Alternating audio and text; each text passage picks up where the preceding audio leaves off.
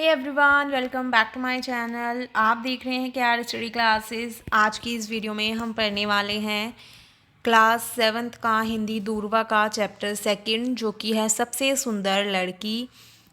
चलिए शुरू करते हैं।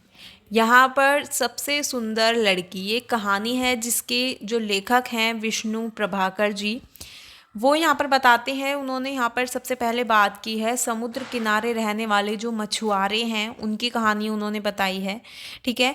और वो बताते हैं कि समुद्र किनारे एक गांव था जिसमें कि एक कलाकार रहता था जो समुद्र से कोड़ियाँ, शंख, पत्थर ये सब लेकर मालाएं तैयार करते थे और उन्हें बेचा करते थे। उनके जो बेटे था उसका नाम हर्ष था जो कि मात्र 11 वर्ष का था और वो समुद्र की लहरों में तैरने में माहिर था। कुछ समय बाद जो कलाकार है उसके घर मेहमान आते हैं जिसमें एक छोटी लड़की थी जिसका नाम मंजरी था और वो बहुत ही ज़्यादा सुंदर थी। मंजरी को जो है समुद्र की लहरों से बहुत डर लगता था, जबकि जो हर्ष है वो बड़े आराम से लहरों से खेलता रहता था।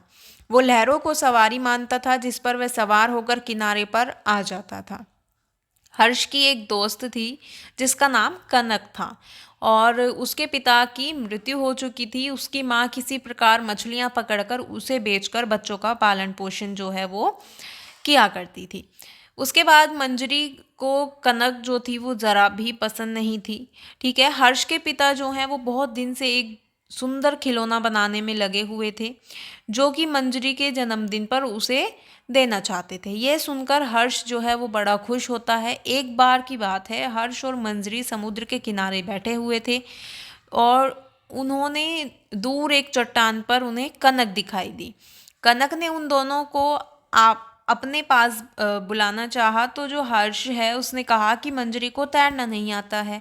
ये बातें सुनकर मंजरी को तैश आ गया और वो एक सुंदर शंख देखकर लहरों की ओर बढ़ गई, लेकिन एक बड़ी लहर ने उसके पैर उखाड़ दिए और वह चट्टान की दिशा में गिरकर बेहोश हो गई। ये देखकर कनक जो है वो तुरंत पानी में कूदकर उसने मंजरी को बचा लिया और किनारे पर ले आई। हर्ष और कनक ने मिलकर मंजरी को ठीक किया और मंजरी के जन्मदिन पर सब बच्चे इकट्ठे हुए तो कलाकार ने सुंदर खिलौने के रूप में उसे बड़ी सुंदर लड़की मंजरी को दी, ठीक है। मंजरी भी बहुत खुश हुई। तभी मंजरी खिलौने को लेकर कनक को उसने दे दिया और कहा कि सबसे सुंदर लड़की तुम ही हो। कनक के किए हुए जो कार्य हैं उनको समझकर सभी ने उसकी खूब प्रशंसा की और इस प्रकार दूर समुद्र की लहरें भी कनक को बधाई दे रही थी, ठीक है। इस तरह का ही हमारा कुछ चैप्टर था और यहाँ पर उन दोस्तों में वो दोनों तीनों जो दोस्त थे उनकी दोस्ती और भी ज़्यादा अच्छी हो जाती है। जो मंजरी और कनक हैं वो एक दूसरे की बहुत अच्छी दोस्त बन जाती हैं। तो यही सब यहाँ पर दिखाया गया है।